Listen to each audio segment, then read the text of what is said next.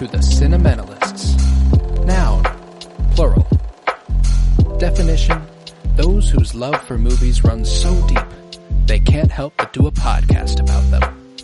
Hosted by Colton Robertson and Joseph George.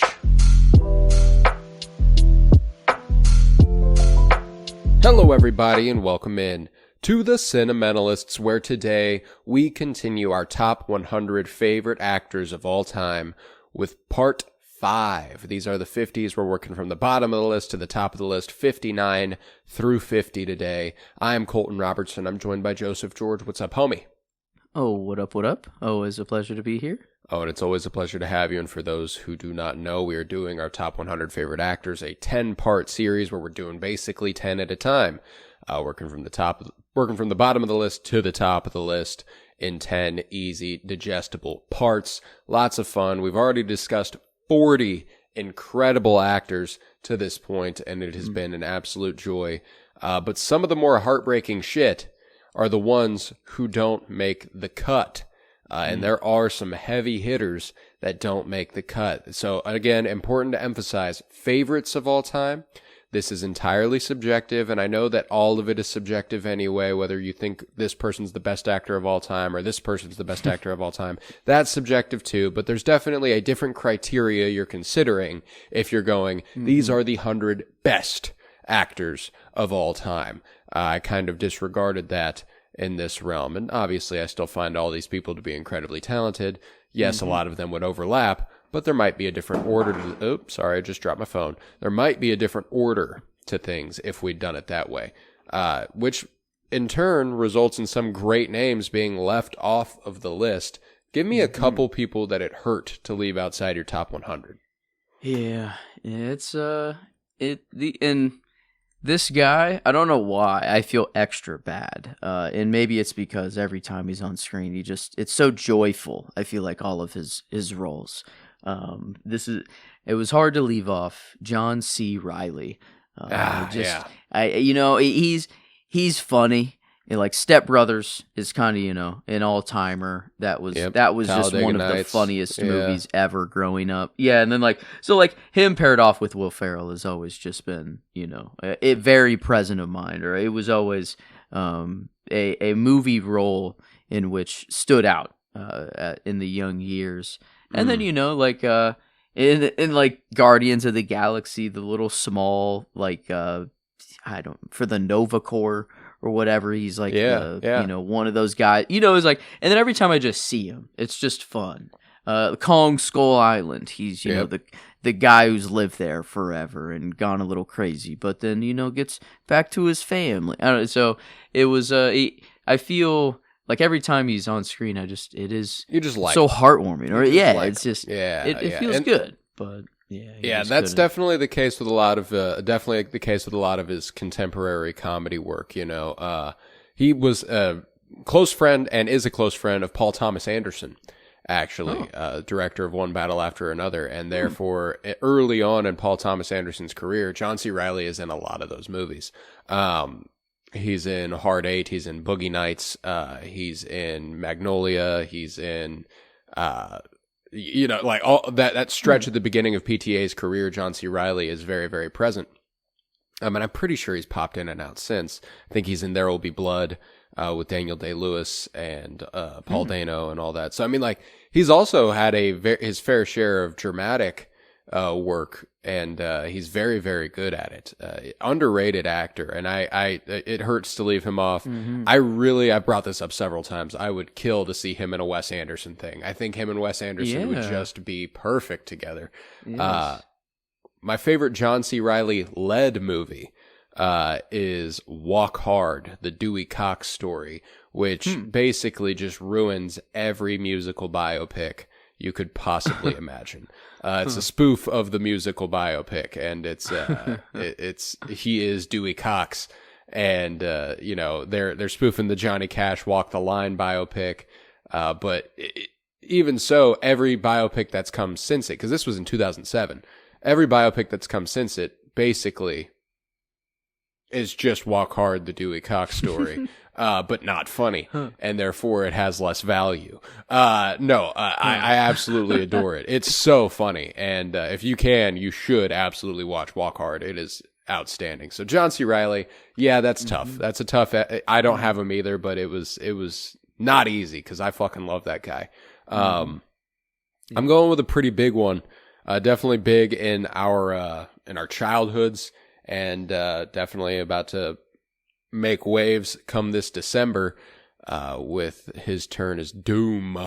I don't have Robert Downey Jr. on my list. I don't have RDJ.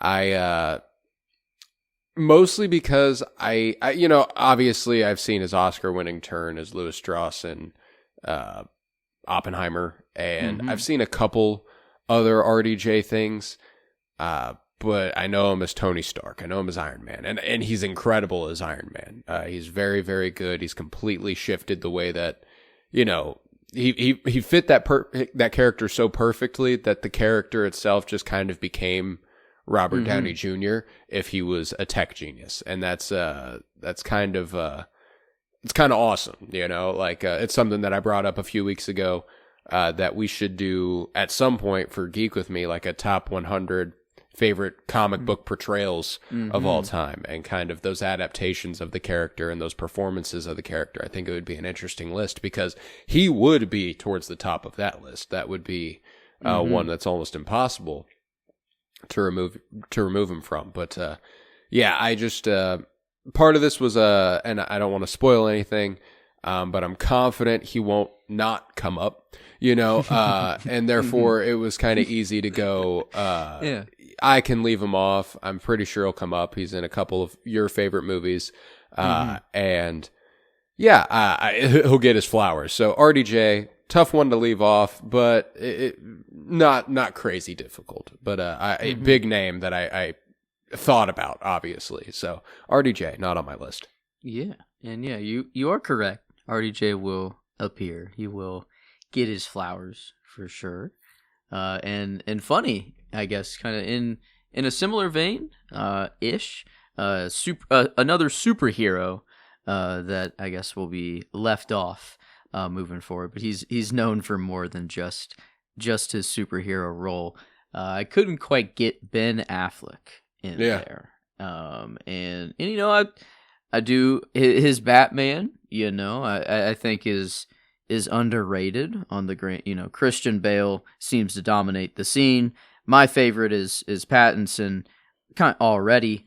But then, I think Ben Affleck, it's got this weird middle ground where you have the Zack Snyder lovers that, love him and he's the best, or he just isn't cared about at all as Batman. But, like going all the way, like, I don't know. He's, I guess, way more than just Batman. I don't want to boil him down to just that's no. That's such a blip on his career for sure. Yeah. But Good Will Hunting, in which I love this movie. He's just not the biggest role there. Like he's he doesn't not even the second. Really do he's much. Probably not even third. Yeah. As far as like who you think of from that, might not even be fourth. Like I go to that movie and I think of Matt Damon, Robin Williams, Minnie Driver, and then Stellan Skarsgård personally. Yeah. And then Ben Affleck. Like, oh yeah, Ben Affleck's in as far as a performance is concerned. Obviously, that movie doesn't happen without Ben Affleck. He co-wrote it with Matt Damon. I don't want to say that. I do immediately think of Matt Damon and Ben Affleck when I think of Good Will Hunting. But as far as the performance is concerned, I agree. Yeah, he's a little bit down the list for me. Not on my list either. And he certainly was not going to be higher than Matt Damon, who I had last episode. Tough exclusion, but I just haven't seen enough to fall in love with Ben Affleck. Not the way that I have kind of Matt Damon, And Gone Girl, I guess I haven't seen fucking banger yet. But he's, I guess, does he lead in that? It looks like he's the lead. Okay, him and and Rosamund. Yep, Rosamund Pike. Yeah, okay. Yeah. Rosamund Pike. Yeah, that's a really good movie. I actually quite enjoy Gone Girl.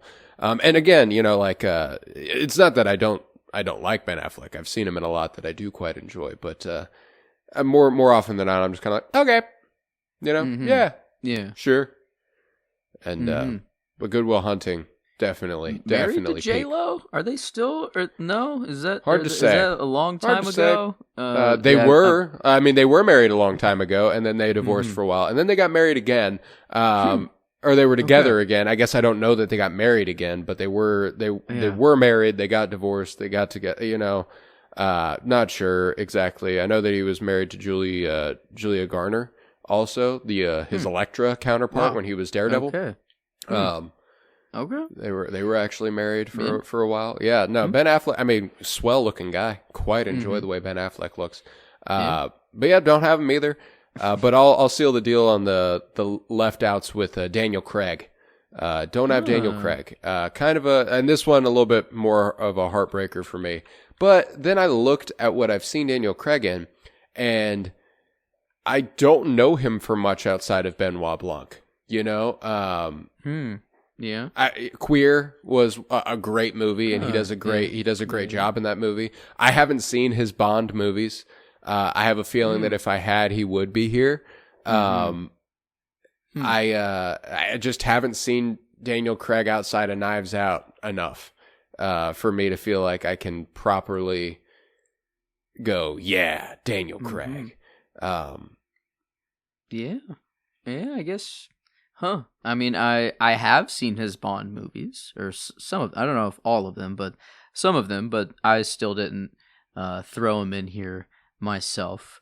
I think, kind of whenever the Glass Onion cast went around, it was like, well, he is Benoit Blanc, Yeah. And that his is role as strong, Benoit Blanc, like he could do that forever, and I wouldn't mind. Like that would be awesome. I love Benoit Blanc, and again, if we were doing like favorite characters ever, Benoit Blanc might be here. Like he is that awesome. But Daniel Craig Daniel Craig just generally, I just haven't seen enough outside of Benoit Blanc, and that's on me. That's not on him, of course. I just haven't watched nearly enough Benoit Blanc, enough Daniel Craig.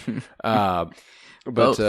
I mean, both. I need more Benoit Blanc. Even frankly. with 3 movies, it's not enough. It's not enough. Give me all the Benoit Blanc mysteries you can. So those are the leave-offs. Sorry, the dogs are playing together, and therefore they're sneezing all over each other. If you can hear that in the background. No Daniel Craig, but we are going to start this episode with 59. Yes. How about you give it to me? Who you got? Who you starting this episode with? All right, someone who, off of one role, I don't think I've seen him in anything else other than one TV role. But man, is his TV role, I love him. I love his character. And then really what solidified this person, though, is a real life act that they did. That kind of was like, oh, dang, okay, you are the character that you say you are on screen, but also in real life. This is the Onion Knight, Liam Cunningham, from the good old, Onion Knight from Thrones, but then Sir Davos Seaworth. Yeah.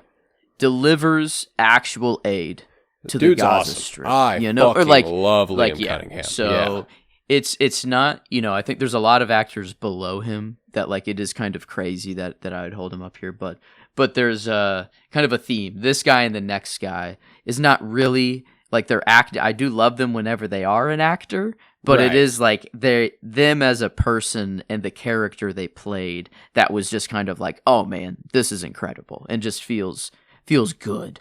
So I kind of is why he's here. But all throughout Thrones, though, I mean, he was actually just a Jon Snow.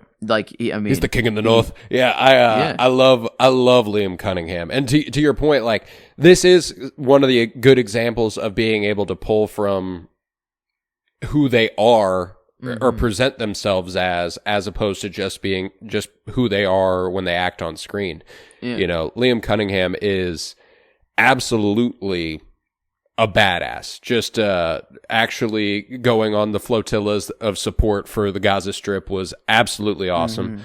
He has always been a really, really outspoken ally of the oppressed, and just generally an awesome awesome dude. I don't have Liam Cunningham, and again, I don't have any Thrones actors, but I have seen him in a couple other things that I would love to recommend to you. He has done a couple movies with Cillian Murphy, young Cillian Murphy, talking like 05, 06. The Wind That Shakes the Barley, awesome movie. Cillian Murphy led, where Cillian Murphy plays a soldier during the Irish Revolution, and just so good. And the other one is Breakfast on Pluto, where Cillian Murphy plays a trans woman, and Liam Cunningham is like this biker that she stumbles onto while she's traveling and trying to get some, like, it's awesome, and Liam Cunningham is really good in both those movies. But yeah, it's Sir Davos Seaworth. It doesn't get much. Again, if we're doing a top 100 favorite characters, I'd be remiss to not include Sir Davos Seaworth somewhere on there. That dude's a fucking awesome character. Liam Cunningham, great pull. So kind of crazy, 59 to launch him, up here, but that it was just kind of. I did actually love him as an actor as well. And then, it was even easier to kind of have that real life angle in there too. So yeah, given the hint, I think I know who your 58 is also, but I'll hold that in for the time being. My 59 is much less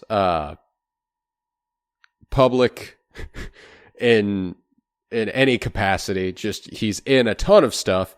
You've seen him everywhere. You love him or you hate him. There's no in between. 59's where I have Nick Cage.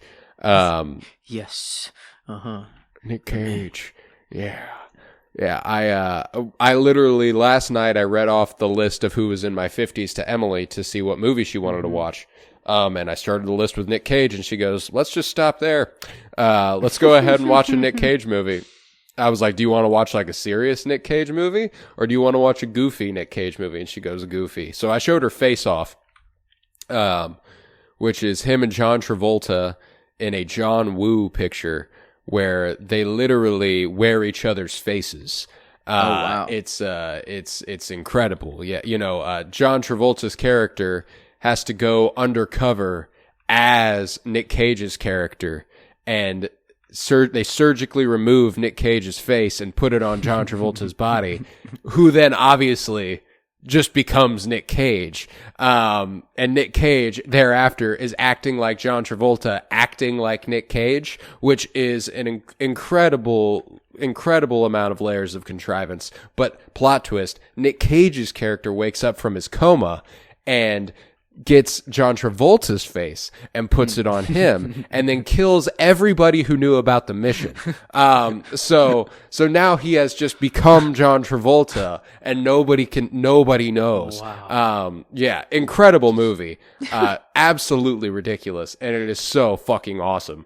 Face Off, incredible Nick Cage movie. Another great Nick Cage movie we covered earlier this year, Wild at Heart, David Lynch, Laura Dern. We love those. He's worked with Marty in Bringing Out the Dead. Excuse me, sorry. Bringing Out the Dead, really underrated Scorsese feature. Like dark and trippy and weird and awesome. But the best Nick Cage turn for my money that I've ever seen is Pig. It's on Netflix currently. He's a kind of hermit who lives in the woods in Portland, or outside of Portland, and he has a little truffle pig, and he goes and he gets truffles and he sells them to markets, and and it's kind of like I don't want to spoil any of it. I had no idea what the movie was about, but I fell in love. It's a really, really human drama about how we deal with grief and how we grow in the face of it, and how we face our own mortality, all this good stuff. And Pig is an incredible movie, and one where Nick Cage is actually an incredible actor. Like, it reminds you of what he's best at. So, of course, The Unbearable Weight of Massive Talent, him and Pedro Pascal. I love that movie. I think it's really funny, and I love both of them in it. But yeah, Nick Cage, 59. Mm-hmm. Yeah, he was my 94, I guess. So we did have him. Just And a yeah, I few guess spots north. I've been going on the Nick Cage kick a little bit, and yeah, once I don't know see more, he only has room to grow. I think that's for sure. He just kind of with Wild at Heart slipped in kind of last minute there, but yeah, okay. Well, going on. If maybe you already guessed it, I'd say yeah. The theme of their real life self kind of is what put them here.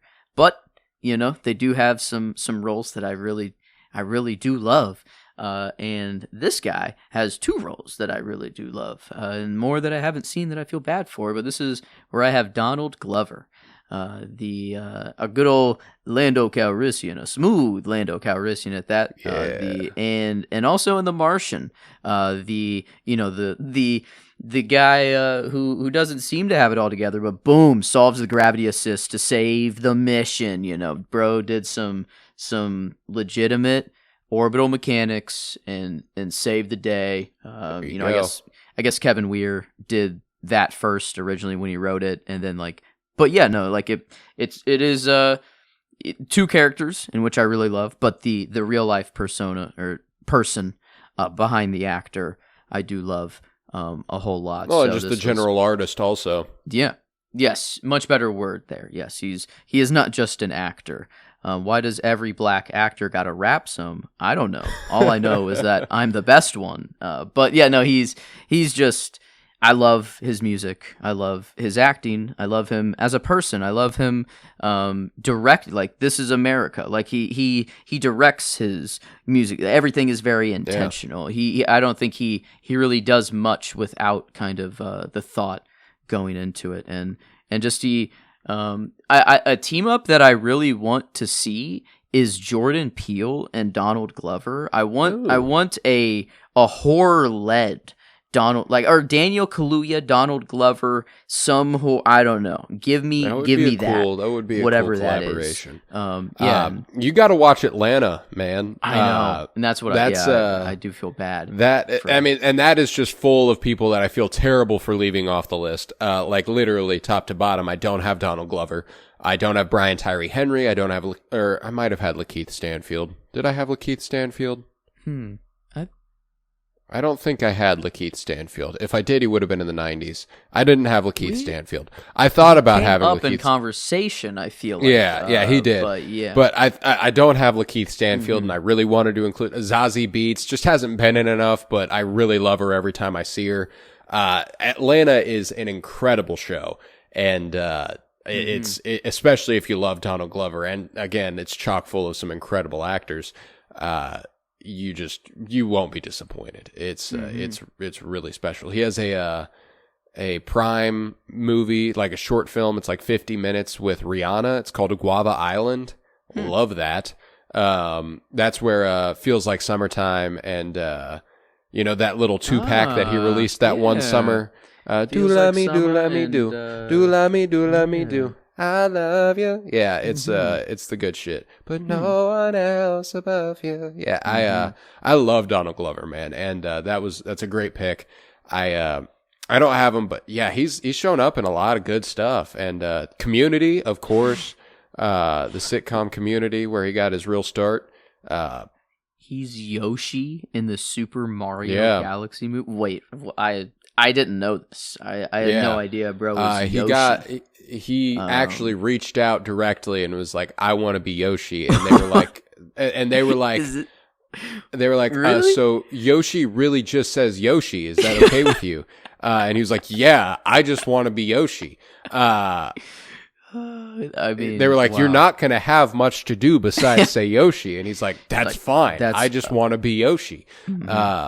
So he's gotten to be Lando, he's gotten to be Yoshi, he's gotten to be Prowler. Hopefully he gets to actually be Prowler at some point.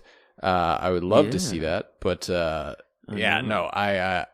really, really enjoy Donald Glover. So really good pull at 58. I'm going with a musical-minded person as well at 58. Okay. Completely different version of musically minded, much more theater. That sort of vein. 58's where I have Hugh Jackman. Okay, yeah. Wow. Yeah, I love me some Logan. Obviously grew up on his X-Men movies. He was my beloved from a very young age. I very quickly fell for Wolverine and Hugh Jackman in general. But as I grew, I found him in these other things. I remember when I went and saw The Greatest Showman in theaters, and I was like, oh my God, this guy's fucking incredible. You're kidding me. Because all I knew him as at that point was Wolverine. So him all of a sudden breaking out into song and being exceedingly good at it blew me away. It wasn't until after that I visited his Tom Hooper collaboration for Les Miserables 2012 with Amanda Seyfried and Anne Hathaway and Russell Crowe, and just a great cast there. Eddie Redmayne. I love Les Mis, and that's one that we will probably cover at some point, if I had to guess. Just whenever we do a musical forward project, which we've wanted to for a long time, we just haven't ever found the spot for it. I would love to tackle that. Les Mis is incredible, but Prisoners, another one that we covered recently. Ooh, yeah. That is so good. Hugh Jackman's a weird actor where. I don't want to say weird actor, but he's an actor where I watch a Hugh Jackman movie, and when I'm in the midst of a Hugh Jackman kick, I go on this probably once every year and a half. I watch one Hugh Jackman movie, and then I go, I have to watch all the Hugh Jackman movies. And I don't really know why. I just dive into them headlong. So if I had been in the midst of one of these, there's a really solid chance he pops up in the top 20. You know what I'm saying? Like he's just, if I'm in the throes of my Hugh Jackman passion, he goes up the list like crazy. I love me some Hugh. So had him at 58. All right. Well, I do have him, but not this week. He will be later. He's just an actor's actor. He feels like what an actor is supposed to be, and I don't know really belongs why. On the stage, but yes, he is where he's supposed to be. We will return to the man later on. But in the meantime, we will. I got the Star Wars kind of music going on in the background. It was because I knew someone was coming up from the Star Wars world, and Ooh. I guess we already had Lando. I guess true. I guess there, but the main kind of hitter of Star Wars this episode for me is Daisy Ridley, right here at 57. Had to throw Rey in here, which is pretty much all that I do know her for. As Rey, there are some movies that I've been close to pulling the trig on. There was like one where she was I'm trying to remember the name, like just on a beach, I feel like, or it seemed very dark and grim. Actually, with Young Woman in the Sea. Yes, that one. I don't know why. It was a. It's actually really, really inspiring. So I'm a Daisy Ridley connoisseur. Okay. I've seen, aside from her 3 movies as Rey, I've only watched, I think, 4 movies aside from that, but she hasn't been in much. I think it's like 5 or 6 other movies, maybe more. But Young Woman in the Sea is definitely one that I have seen. I love that movie. Actually, it's about the first woman to ever swim the English Channel. Yeah, okay, yeah, and she. I mean, it's awesome. It's really inspiring. I was surprised by how much I liked it. I thought I was just kind of I was like, I'm gonna watch it. It's Daisy Ridley, and I'll forget it. I did not forget about it. I like that movie a lot. The darker one that I quite enjoy is Sometimes I Think About Dying. Yep, Sometimes I Think About Dying. I love that movie. Is that the one you were actually thinking about? Yeah, yes, because she is on a beach, like on like a pyre, basically on that poster. Yeah, and that movie fucking rules. Beautiful movie. Magpie. That's another really, really good one. That's kind of a thriller where she's a little bit of a femme fatale. Pretty badass. The Cleaner, I went and saw that in theaters last year. She's actually in that with Clive Owen, who was in Children of Men, the lead there. She plays a window cleaner. It's basically Die Hard. It's basically like bad Die Hard. A window cleaner. Okay. So yeah, she's a window cleaner on a skyscraper. So those people who go out there and like they're scaling the building, and terrorists take over the building, and when they do that, she's outside cleaning a window. So like she's able to access it, and like she's applied to be like. She's tried to be like MI6, and she's trying to be an agent. Like she's a badass, but she's just not getting accepted anywhere. And this obviously changes things. Yeah. But yeah, Cleaner is super. I mean, it's super fun. It's not great, but it's super fun. So yeah, Daisy Ridley, man, I'm glad you included her because I did not, which was just I was hoping you would, but I'm like one movie shy. One like great Daisy Ridley turn shy of being like, God, she could be top 50 if I was in the middle of if I was in the middle of a Daisy Ridley run, like I said with Hugh Jackman, like she's that good. Yeah. And I really hope that the same kind of pattern follows true that like Hayden Christensen saw, that like, the initial just kind of hate for all the, just hateful kind of adults that were out, during the time of your movie, but then all the kids grow up, and then it's like, no, you were loved the whole time, but the kids just didn't have the voice, they didn't have their voice heard yet. So it's a really, really vocal contingent of the fandom that hates women that doesn't like Daisy Ridley. Like, one thing that you can't take away from Daisy Ridley is she is undoubtedly the best actor to have led a trilogy. She's better than Mark Hamill. She's better than Hayden Christensen. As a performer, she is absolutely the best lead that those movies have ever seen. I would argue that the sequels have the best cast as far as talent is concerned. Actually, the prequels have a little bit of something to say there, and Harrison Ford carries a lot of weight in the originals. But you look at Daisy Ridley, Adam Driver, John Boyega, Oscar Isaac, Andy Serkis, Lupita Nyong'o. Just a ridiculous Benicio del Toro pops up in those movies. Like there's an you still insane get Harrison slate. Ford. You still get Harrison Mark Ford. Hamill. Yeah, exactly. You still get Carrie Fisher. There's still like it's just incredible cast, and prequels with Ewan and Samuel L. Jackson and Liam Neeson, and you do get some heavy hitters, but just Natalie Portman, just not nearly to me the low level of talent that you find in the sequels, and Daisy Ridley is no small part of that. Fuck yeah, I love that. I'm super glad you included her. But my 57, I'm going with someone you've already mentioned. It was a couple weeks ago, I believe, in Russell Crowe. Yes. Stars opposite Hugh Jackman, actually, in Les Miserables as Javert, the counterpart to Hugh Jackman, the villain of the film. It's a lot of people deem him miscast. I disagree. I quite enjoy Russell Crowe as Javert. Which is a hot take, apparently. I didn't know it was a hot take until I saw how much people do not like him as Javert. Gladiator, obviously, the big one. That's always what you'll go to as Maximus Decimus Meridius.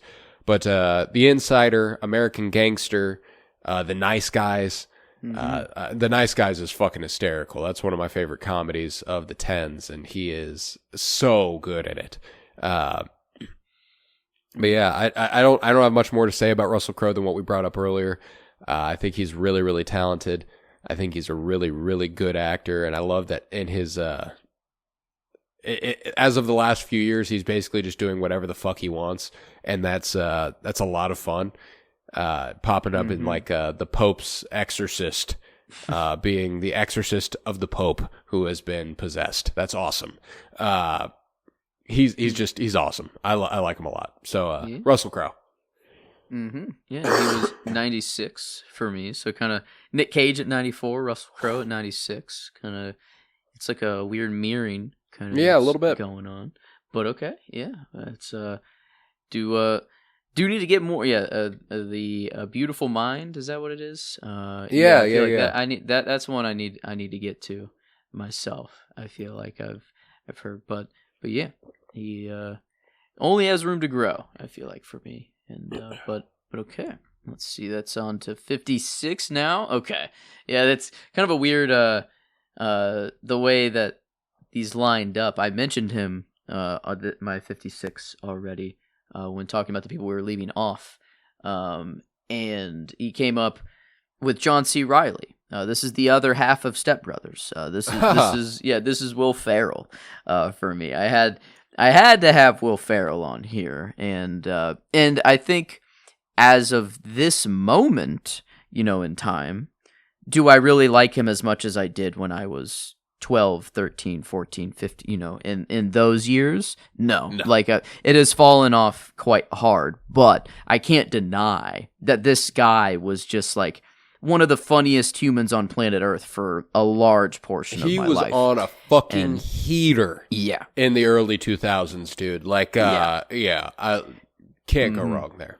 Yeah, he just, and so he's, now not quite, but man, was all of his movies, I think, are just, if you knew early 2000s and Will Ferrell was in it, like, you gotta see whatever was going down. And like his Saturday Night Live skits, I love. We had all of his skits on SNL on DVD. And it was honestly one of the most played DVDs in our household that we went back to all the time. I was just watching his SNL skits, and so like I love that. And like kicking and screaming. We had that deep. We had like a Will Ferrell like section in our DVD cabinet, pretty much, of just like all of his movies. But yeah, so he's just someone who like. At this moment, no, he's not quite my favorite, but I have to recognize. Dude, he was so good when we were younger. Yeah, no, I'm with you. I don't have Will Ferrell, and it is for that reason where I'm like, I think part of it was that he just doesn't excite me the way he used to. Like it used to be like Will Ferrell. There was a point in my life where Will Ferrell was my favorite person to watch on TV. You know what I'm saying? Like I know that for a fact. I absolutely adored Anchorman growing up. That was I'm Ron Burgundy. That was always one of my favorites. I quote it religiously almost. There was Step Brothers, like you mentioned, Talladega Nights. We already brought up. The first movie that I ever watched that was in a different language was a Will Ferrell movie. It was Casa de Mi Padre. House of My Father. Okay. Ridiculous. Probably hasn't aged well, but there's nothing but Spanish spoken in the movie, and Will Ferrell speaks Spanish the whole time. It probably is not. I mean, it wasn't very good then. It's almost certainly not good now. Yeah. Huh. Wow. Yeah. Yeah. He has some interesting producer nods in the menu. Yeah. The Menu and May December. Maybe not the producer. No, he's had a lot of interesting producer credits, and that's, as of late, that is the more interesting side of what he's done, I would say. And he was a part of Barbie. Yeah. And I appreciate that Will Ferrell. I kind of see him serving as a bridge between kind of like older Gen X and modern, progressiveness kind of, like he had a documentary come out last year that went straight to Netflix, if I'm not mistaken, that was about a friend he's had for a very long time who came out to him as trans.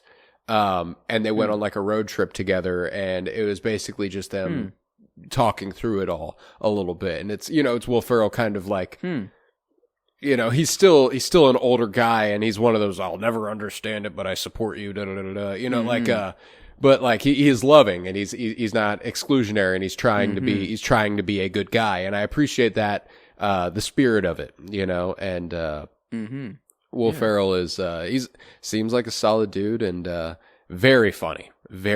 So can't go wrong there. Yeah. Had to have him. But yeah, he's a weird. Yeah, John C. Reilly and him just happened to kind of line up, which seemed pretty perfect on the people I love to that. exclude, and then him coming up this episode. So, but yeah, that's 56. Right. Well, you mentioned the Menu, and at 56, I have its lead, Anya Taylor-Joy. Okay. Love Anya Taylor-Joy. Furiosa, my God, that is an awesome movie, and she is awesome in it. Emma is one that I think is probably my favorite technical performance of hers. That is Autumn de Wilde really directed the shit out of a really, really good rom-com. And I love her in it. The Menu, like you mentioned, I think she's super good in. Last Night in Soho, she's really, really good in that, and just kind of electric and gravitating. And I'm like, you are enrapturing. I love me some Anya Taylor-Joy. And most recently, the show that I saw her in was Peaky Blinders. She's in the last couple seasons of Peaky Blinders as Gina Gray, and she is perfectly unlikable. I really, really love that. I love when an actor who I enjoy plays someone I don't like. And Peaky Blinders is full of those. With Sam Neill and Patty Considine and Anya Taylor-Joy and a few more, but she's awesome, and I can't wait for her to play Aaliyah in Dune Part 3, as they're calling it.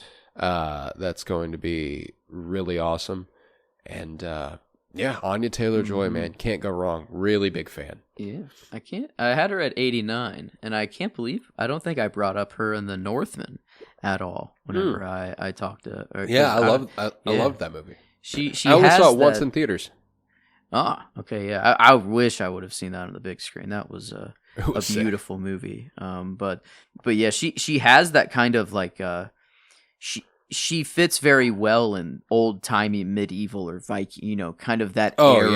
Yeah. She's got that look about her. Like she looks like a vampire. Yeah, she on it. Yeah, and not in a mean. I don't know, and kind of just you look like you are eternal. Or like you are so beautiful, or you're so perfect. Like her proportions are just so perfect that it just doesn't seem, I don't know. It just doesn't seem that that's a normal lifetime for some reason. Her complexion is like porcelain. Like it's like she looks like a doll, like a little bit, but not in a unnatural way. It's weird. It's she is gorgeous, and she is she even leaned into it. Like at her wedding, their cake was like designed like a anatomically correct human heart. Like it was like they're weird. They're weird people.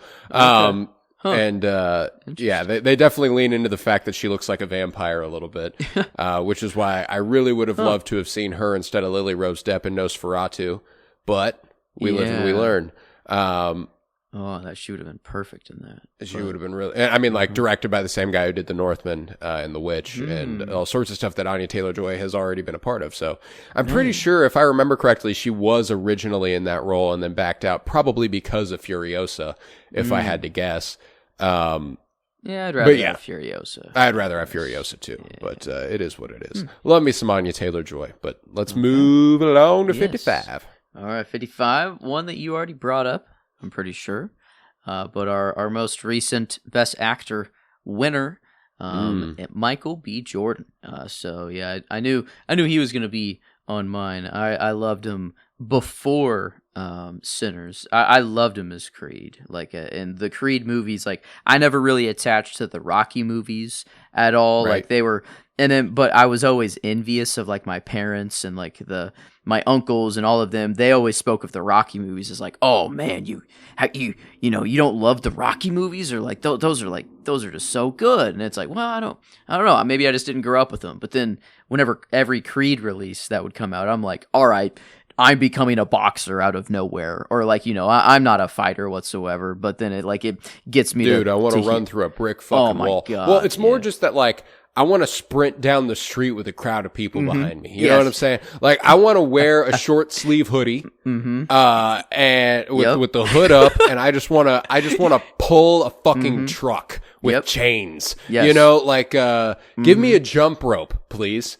I've gotta hit the most crunches you've ever seen in your life right now. Mm-hmm.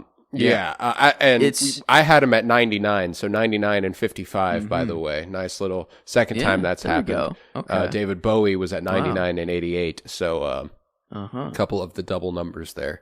But yeah, he's the end of the spectrum where it gets me to want to release the most manly man, side of me. But then and that's the Creed movies. But then Challengers came out, and then I realized that peak male performance can also be a little bit, not manly 100%. Yeah.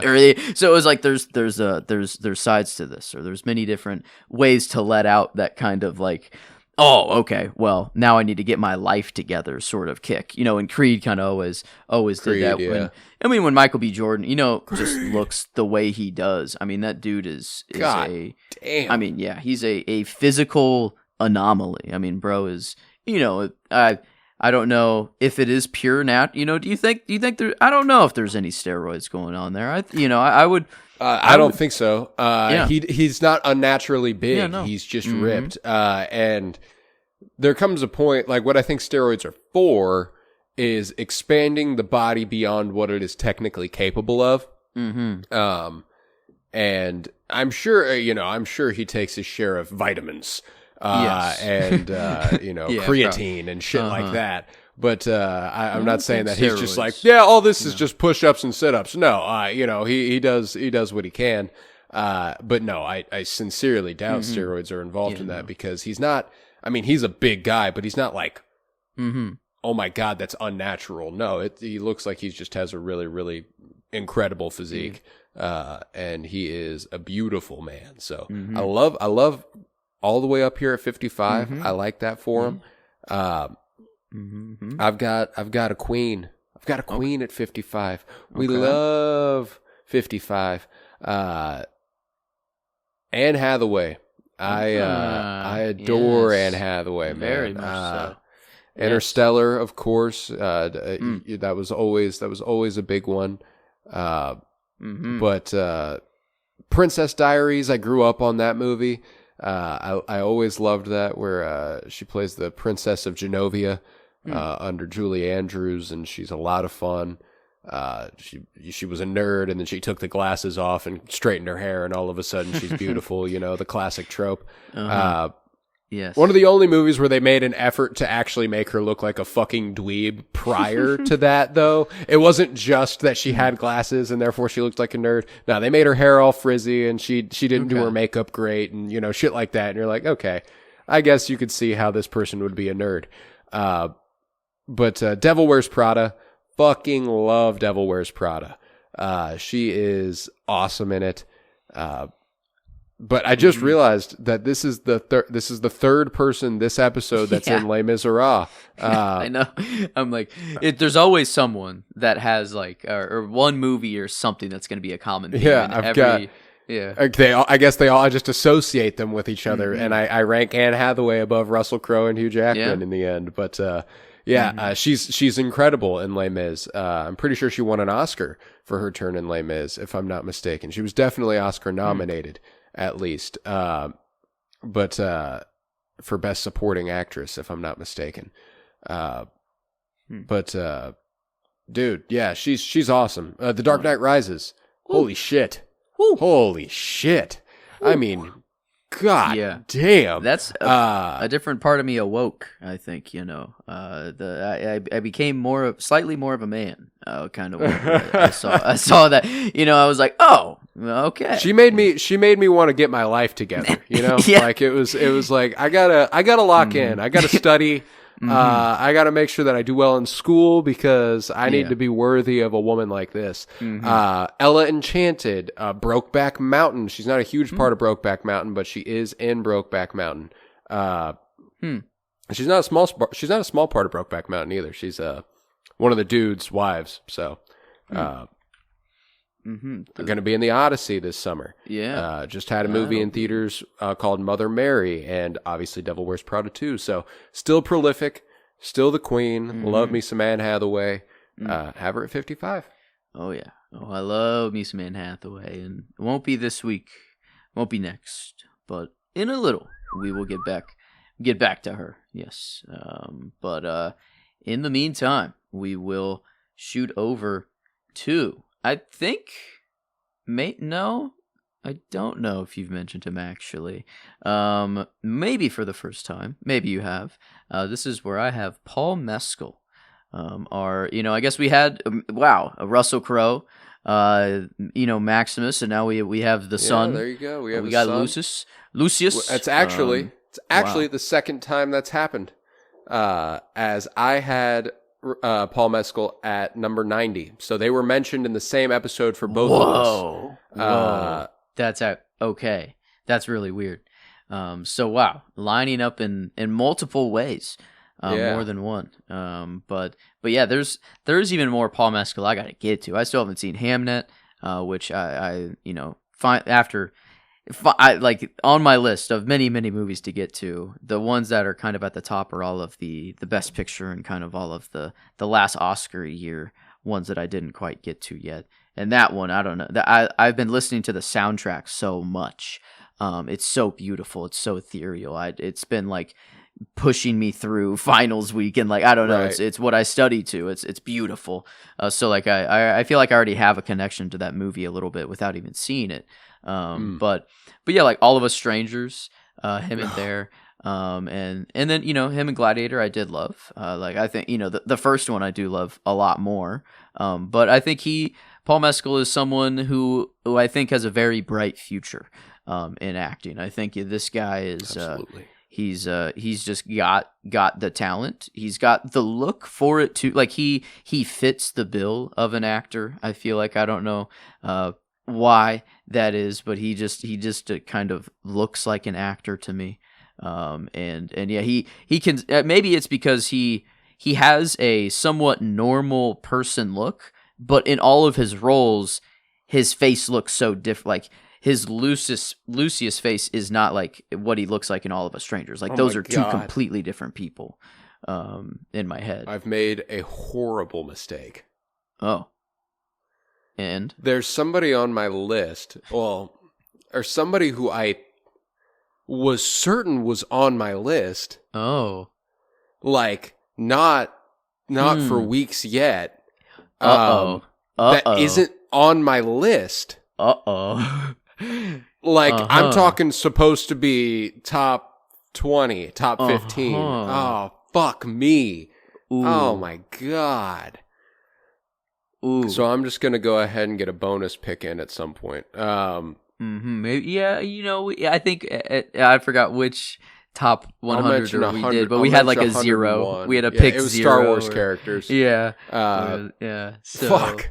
That's a travesty. I was like, because I've been looking at the list so much, and word association, something came to mind, and I was like, let me check where I've got him. And then I kept scrolling, and I was like, no, God, no, fuck, no. He's not here. Fuck me. That's a problem. I'll figure it out. But I had to work through that out loud because I was not going to be able to contain that. Paul Mescal, man. Yeah, I have him at 90. Would have taken him off in a fucking heartbeat for this other guy. But I love Paul Mescal. Very, very, very good actor. Dude, I can't, that's an unbelievable oversight. How the fuck did I let that happen? Well, and that's the thing is, it wasn't an oversight. I thought he was there. That's the thing is that I was like, I thought he was already on my list. So when I went looking for him and he wasn't there, I was like, oh no. Oh no. That is scary. I hope I don't encounter any of that. But I hope not. I think everyone who's supposed to be up there is there, but there's just so many people. There's just so many actors. Which I remember so vividly. God damn it. Okay. No, I mean, I'll figure it out. It's fine. So I'm going to have 2 50s this week. Okay. I'm going to have 2 50s this week. I'll include both of them here. Yeah. There you go. And that'll be that. I mean, like, sorry, I have 101 actors in my top 100, but I mean, I made a mistake. Okay. I made a mistake. So actually, you know what? Sorry, Katie O'Brien just left my list. That's all that happened. She was 100. Now she's 101. Yeah. And that's how these things go. Rest in peace, but Katie O'Brien. I mean, you're Katie still O'Brien. 101. It's not like it's no, that's the threshold where I start to not like you. You know, like as soon as you hit 101, I'm like, kind of fuck you. You know, no, I'm just kidding. But my 54, I mean, every bit as aesthetically beautiful, as unbelievably rawly talented, has done so much that you're like, is this the sexiest man alive? Kind of the way you would Paul Mescal. 54 is where I have Jason Schwartzman. Okay. Oh. Now, yes, no, not as typically attractive as Paul Mescal is, but I have found myself deeply enamored with Jason Schwartzman on multiple occasions. The Darjeeling Limited, one of my favorite Jason Schwartzman turns. And this is kind of the exception to the rule earlier that I kind of made when I said, if I mostly get you from Wes Anderson, you're probably not here. This is this is it, man. He's you got to get Jason Schwartzman on the list. Rushmore, Darjeeling, Asteroid City, of course. Ash and Fantastic Mr. Fox, because I'm little. I fucking love him in that. I just rewatched French Dispatch the other night. He's not a huge part of that, but he's the artist for the paper, and he's incredible. I love his little role there. Again, I brought up Daniel Craig, Queer. He has a really great role in that movie where he's got a stories to tell in abundance whenever he shows up to the bar. And they never really believe him, but they're like, you know what, fuck it. The villain in Scott Pilgrim versus the World, love to see it. He plays a gay guy who has to marry Kirsten Dunst and Marie Antoinette. Megalopolis, he pops up in that. Into the Spider or Across the Spider-Verse, he's Spot. Oh yeah. Moonrise Kingdom, I love him as Cousin Ben. Officiating the wedding, that's always good. So yeah, I mean, I love Jason Schwartzman, and I can't get enough of him. And certainly not someone I would ever consider plucking off the list to insert anybody else, but love Jason Schwartzman. And I do have him, not too far away, but not this episode. So we'll return a little bit to him. Yeah, another one that honestly, I feel like early on I said, yeah, no, if it was only one role, it's probably not going to last for much longer after this point. This one is kind of, it really is one role. But I've seen her in a couple else, but this is where I have Carrie-Anne Moss, good old Trinity. The Matrix. It is strong enough to where the core group of the Matrix, the core three are all here. They're going to be here. Yeah, they were going to be here. So it was a matter of where they were going to plop. So this is just where Trinity came. But in Memento, in the role she had there, as Nolan's movies go, I think I like his other ones more, but it was still good. Yeah, it's solid. She's really good in it. So I did like her there. The Acolyte. Yeah, and then especially I wish we could have gotten even more. With her, I think she fit the bill of a Jedi flashbacks, so well. Yeah, and that's I mean I just kind of want a season 2 of the Acolyte. I just want, I think it'd be beautiful. It could just actually continue. But so I think every time she has popped up in anything, it's been nice to see. But I feel like there's just so much more of her work that I haven't seen. And dogs barking for Carrie-Anne Moss. You love. There we go. It. Yep. Add her to the list. It makes sense. I feel like the Matrix probably shaped, like, I don't know. It was very 99, so I guess we did grow up with it, but I feel like seeing a woman in a very tight span or leather, what's that, no, that's not leather, it's leather. Is it leather? Yeah, just leather suit. I think that this just kind of changed the game for or put it on display. But then also just kind of I don't know. Like the Matrix, that's why the Matrix is just so bad. It is so good is because like everyone is hot. Like Neo and Trinity are hot, but like that's not why the movie's cool. Like they're just they're cool first, and then it just happens that they're also hot at the same time while they're doing it. So it's that just helps, of course. Yeah, the Matrix. The crew is gonna be here, but this is the first of the Holy Trinity. The Trinity Nebuchadnezzar group there. Yeah, I love it. I love it. My next one, you mentioned the one role is the why they're here. Mm-hmm. This one, it's really one role, but I've seen him in enough other things to go, I really like you as an actor, but there's one role above the rest by like a lot, and that goes a long way for me, and that's 53 is Jeff Bridges. The dude. Okay. Yeah. I love the Big Lebowski, and he is so fucking good as the little Lebowski. Actually, he is not the Big Lebowski. That's the point of the movie. But he's the dude, man. I love his portrayal. Caucasian man. He's that's what he calls his drink. It's a White Russian. It's outstanding. Tron, of course. Biodigital jazz, man. Come on. You gotta love it. He built this in a cave with a box of scraps. He's transcended with his quotes for sure. But the Last Picture Show, another one that I really love, the Peter Bogdanovich lost episode of ours. We did record an entire episode on the Last Picture Show that is now unavailable entirely. But I mean, he's great in it. It's not a huge role, and a very, very young Jeff Bridges. But damn, he's really good. And I've always really appreciated him as an actor, and it's really because of the dude. But man, he's done a lot of really, really good stuff, and I want to see more even. But The Giver, I forgot that he's in The Giver. Not a good movie, not a great movie. But wow, great book, but not a good movie. I did love that book. That was a good book. I did not like to be force-fed books at the time, but man, that one. If I was gonna get, I even kind of resented it whenever I liked one that they force-fed me. I'd be like, okay, well, fuck you. So you hit it, you got it this one time. He's also in a Stanley Lumet movie or a Sidney Lumet movie called The Morning After with Jane Fonda.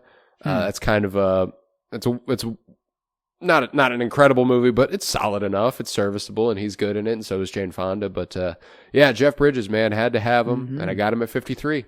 All right, we'll return to Jeff Bridges. Still a massive blind spot, The Big Lebowski for me. But even without seeing it, I do have him and a little bit higher. I do. Tron is Tron. I don't know, and that's the creator right there. That is the dude. I see why, and I'm now seeing I don't know. It came out in '84 called Starman, where he is Starman. John Carpenter movie. Karen Allen as well. That's kind of okay. I kind of want to see that now. But yeah, I guess we will return to Jeff Bridges in a bit. But in the meantime, we will go to 52. Right here. Not a one-time role here. This dude he's established in a whole lot. And another kind of in real life boosts him a little bit. This is where another Star Wars, I guess. Didn't think about it, but Mace Windu. Samuel L. Jackson, a legend in the game, and someone who, like, I always hear like how much he donates or like how much he gives back to like young actors or just to charity or to everything, and it's like which is really, really cool. Always like boosts it, makes it feel like he's just a really genuine person, and I mean he's a working man, or he's in a whole lot. And I think I'm trying to think of like earliest exposure. I mean, I've always known him as Nick Fury, And that's like, I feel like the biggest, for a long time.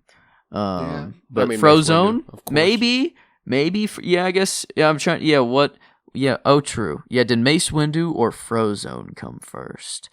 Probably would have been Mace Windu. Those are probably close between the two of them. It's just they're probably shown to me before my actual memory kicked in, anyways. So I think it was. It's just which. Yeah. I don't know which one came first, but yeah, no, he's just kind of.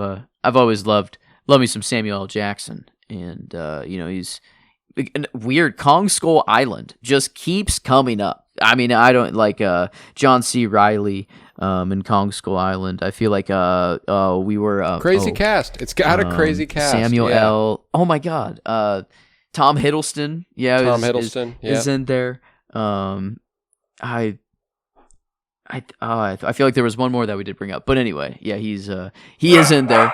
Kong does absolutely just, I think, stomp on him. I think he's the crazed military general who's kind of stuck in his ways, thinking he can kill Kong, and he gets humbled. He gets a taste of his own medicine there. Kind of the only time where I'm like really rooting against Samuel L. Jackson. I feel like that's rare in a lot of his movies. It doesn't happen much.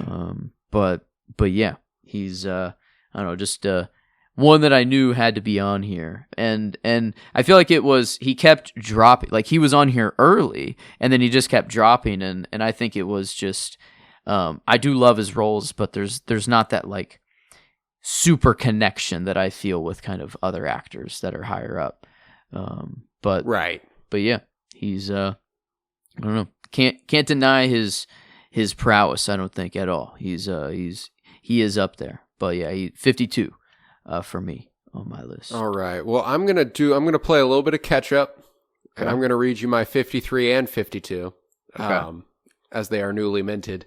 Yeah. So my 53 again is Tom Hardy. I love me some Tom Hardy. I've always really, really enjoyed. Just generally, his presence and stuff is going to make it better. My first exposure to him was something called This Means War, which is a rom-com where he plays a CIA agent across from Chris Pine, and they are in pursuit of the same woman. I believe it's Reese Witherspoon, if I'm not mistaken. And they are using every espionage tool at their disposal to sabotage each other in the pursuit of this woman. Like they're CIA partners, and it's kind of coming between them. It's so funny. It's goofy as hell. Not an incredible movie, but a very, very serviceable rom-com.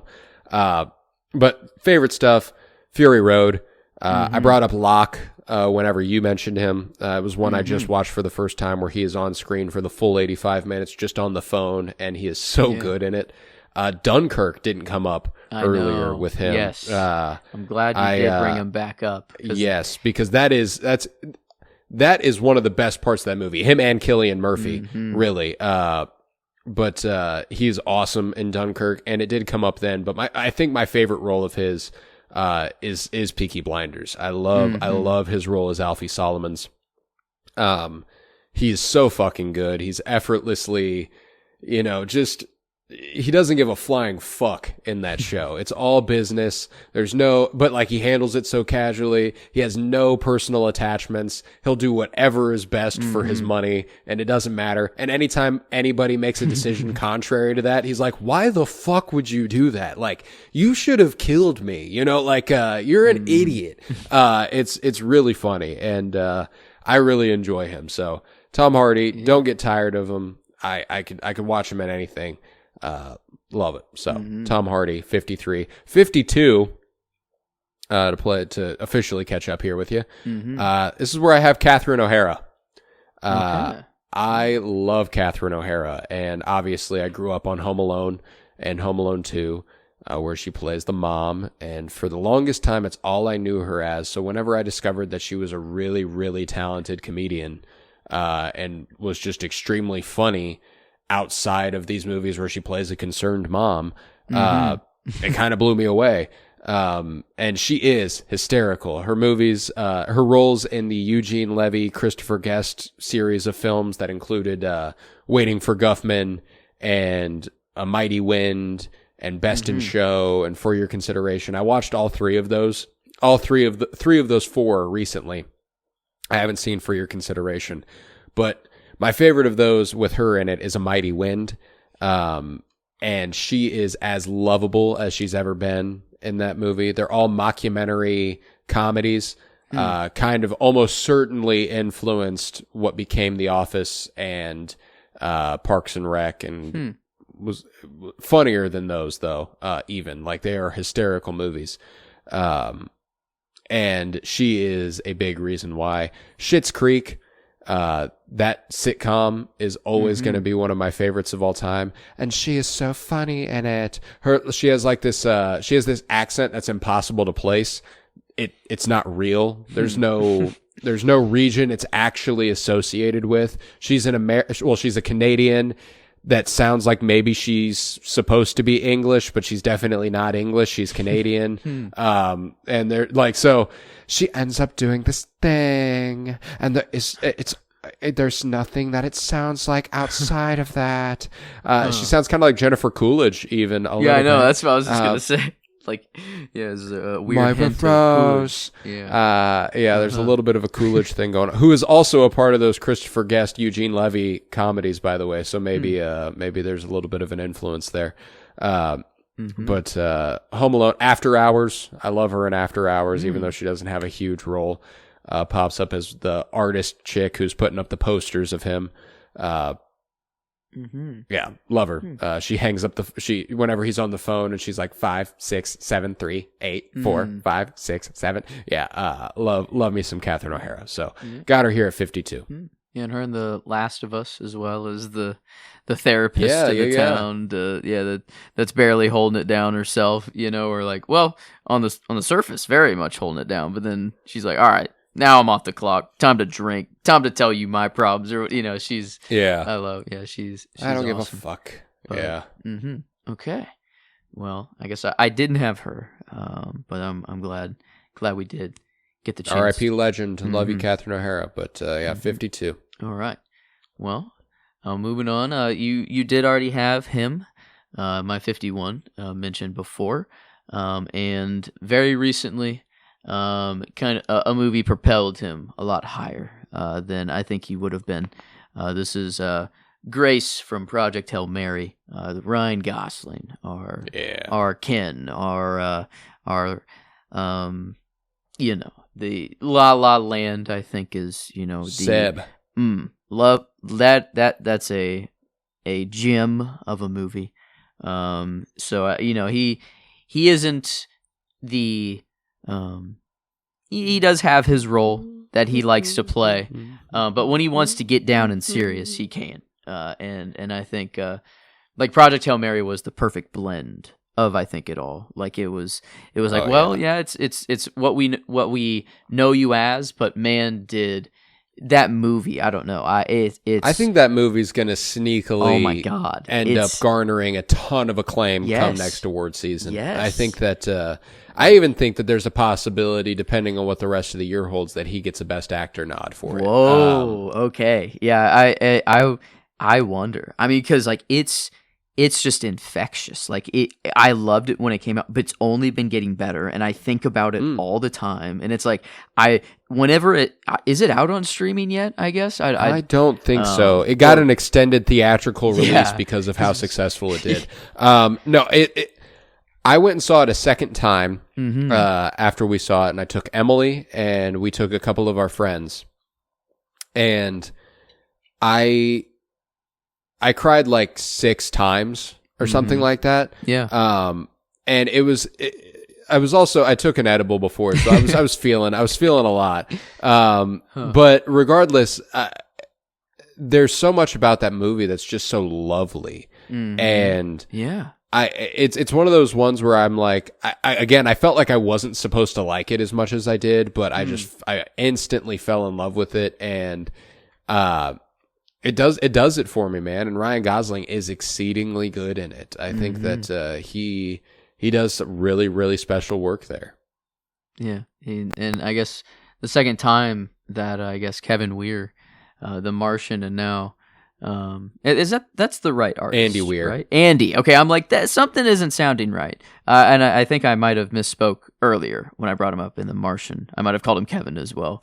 Gotcha. But yeah, same artist, right? Or same author. Yeah, Andy Martian, Weir, same author. Okay, yeah. yes, okay, good. Glad that I'm tracking there. But yeah, he, I don't know, The Martian was good, but this one, I don't know, this movie, everything was right. It just a actual blockbuster. I think they're just a crowd pleaser in some areas, but then also like just a badass sci-fi movie that is really growing on me, stuff, and yeah, kind of probably will be a favorite of all time. I'd say, in the grand scheme. So yeah, I love Ryan Gosling.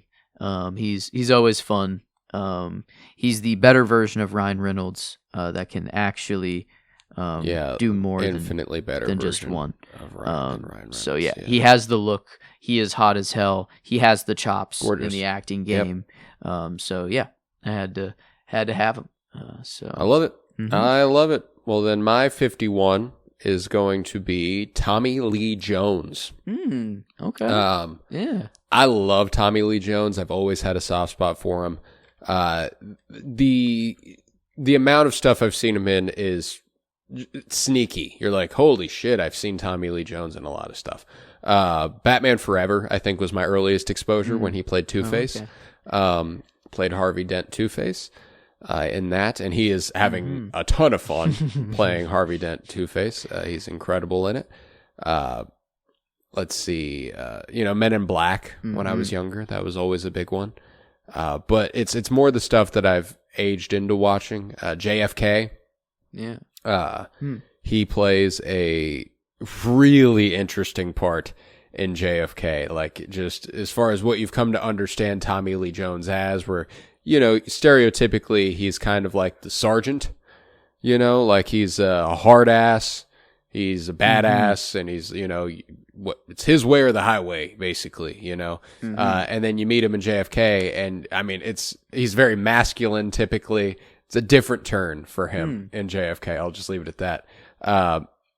One where he is playing what you kind of expect of him, of course, Captain America, the First Avenger, where he's, doubtful of the little Chris Evans, prior to him becoming big, normal Chris Evans.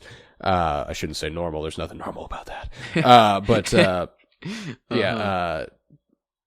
I love him in that. But Hunted was what I was thinking of particularly, where he plays a guy who used to train, special ops, like taught men how to kill. I will teach you how to kill. And then one of his students loses his mind and starts going off unhinged, and he has to hunt him. His student is Benicio del Toro. This movie is directed by William Friedkin, who did The Exorcist and all sorts of other stuff that is really, really good. Strong movie. Strongly recommend it. But recently, what very quickly became my favorite Tommy Lee Jones performance of all time. Oh, I didn't mention this one. No Country for Old Men. People love that movie.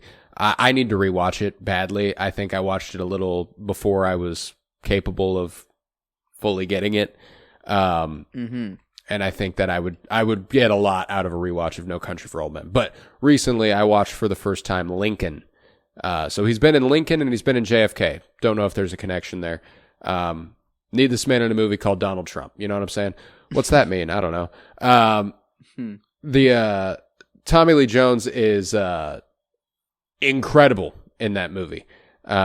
He plays a sort of he plays a senator from the time of Abraham Lincoln, where he is a radical abolitionist.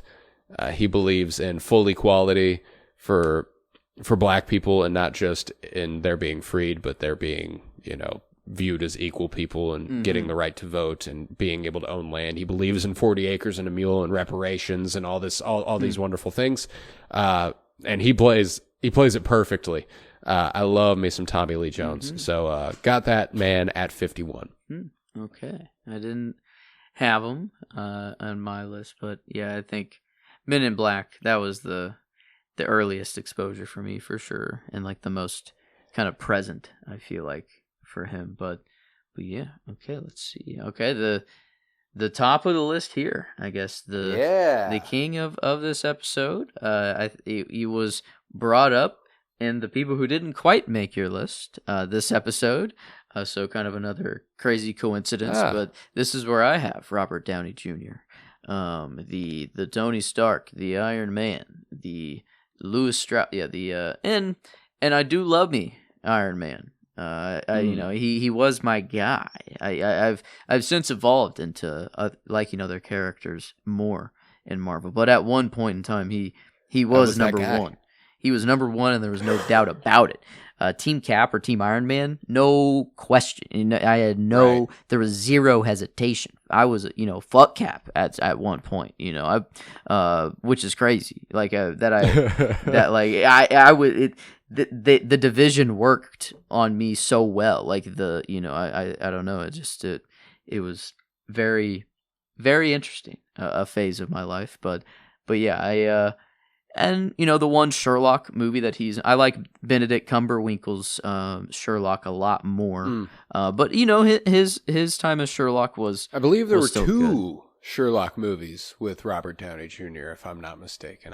I might be mistaken, but I think there were two. Wow, yeah, I'm looking at it. I don't think I've ever seen the sequel. I think I've never seen the second one. Yeah, I think I've only seen the first. But yeah, the one part I did, like when he was like boxing this dude and he was like breaking it down, making all the calculations, and he was like, "Yes, sick. I will break his jaw," or blah blah. And like it's like, okay, that's actually kind of sick. But yeah, so I think an actor I do love. I don't know how the Doom, him as Doom is gonna roll over. It feels kind of weird. But I think hopefully it'll be cool. I don't know, like hopefully there's a twist. I mean, they got me, you know, like Mm-hmm. they got me. Yeah. I'm now morbidly curious. Mm-hmm. I'm like, well, I've got to see that. Yeah. Like, and that's ultimately, I think, the reason they did it. Was to be like, don't you just have to know how the fuck this happened? And I kind of do, Yeah. But yeah, hopefully it's cool. Yeah, no. But so and Zodiac, like there are movies that Great is movie. not just Iron Man or some so he's I forgot about that one. Yeah. do love him more than just Iron Man, but couldn't go too high. I guess there's even more. There's many more superheroes above him still yet to go. Beautiful. Or superhero roles. I look forward to yeah, it. he's kind of, I guess, the midway point. That's wow. We're there. Yep, he's the middle of the list. Crazy. He's the middle of the list. I am also going to have someone you've already mentioned, but was a part of your list here at 50. This is where I have Tilda Swinton. I adore Tilda Swinton, and actually was my most recent rewatch prior to coming onto the show here. I watched The Room Next Door was the movie I just watched. It's her, Julianne Moore. It's directed by Pedro Almodovar. Absolutely incredible movie. And so that very quickly emerged as part of my top 4 for her. But another semi-regular for Wes. She's been in a lot of Wes Anderson stuff ever since Moonrise Kingdom. I believe she's been a part of everything except maybe the Phoenician Scheme. Yeah, Grand but Budapest. Grand Budapest, Isle of Dogs, French Dispatch. Yep. So I'm like, she's great as J.K. Berenson in French Dispatch. Loved her as I believe one of the archangels in Constantine, if you'll recall. I believe that she meets face to face with Keanu at one point and has this kind of androgynous, sexy thing going on. Gabriel. Wow. Gabriel, that's right. Wow. Yeah. That's Yeah. Quite the pull. Yeah. I don't know why that just occurred to me, but it did. I was like, I remember Constantine, underrated movie. Love it. But a few of the ones that I really, really love her in that are more recent, Suspiria. Luca Guadagnino's Suspiria, where she is weird. You know, she's playing one of her. I mean, she's deep in her bag, in that one. It's a strange one for sure. But another one that I absolutely love that's been incredibly creatively fulfilling and fueling is one called Problemista, by Julio Torres, where she plays this kind of eccentric artist type, and she's mentoring Julio Torres, and she's super fun in it. But yeah, the West stuff again, Asteroid City, another big one that I like her in a lot. Yeah, I just, The Killer, we mentioned that a couple times whenever she came up on your list. She's just been a big part of a lot of really, really cool stuff. And I'm always down for her. She's a voice of a really interesting character in the Guillermo del Toro Pinocchio movie, Okja, Burn After Reading, Snowpiercer. She's just done a laundry list of really cool stuff. Ballad of a Small Player, The Personal History of David Copperfield. She's, just an obscene list of stuff that I have always really enjoyed. So I have her, and she tops the list of the 50s for this week, and I'm very, very pleased with that. But I think with that, we can go ahead and read her on back. Yeah. Okay. Go ahead and give me your list from 50 to 59, my friend. All right. At 50, it was RDJ. Let's one more time. At 50, it was RDJ, Robert Downey Jr. 51, Ryan Gosling. 52, Samuel L. Jackson. 53, Carrie-Anne Moss. 54, Paul Mescal. 55, Michael B. Jordan. Wow, a lot of 3 names, this list, I'm recognizing. Right. 56, Will Ferrell. 57, Daisy Ridley. 58, Donald Glover. And 59, Liam Cunningham. Well, and to add to your 3, including the middle one, the person you left off was John C. Reilly. Man, damn. So you got a little bit of a theme going there for you. But for me, 50, Tilda Swinton. 51, Tommy Lee Jones. 52, Catherine O'Hara. 53, Tom Hardy. 53, Jeff Bridges.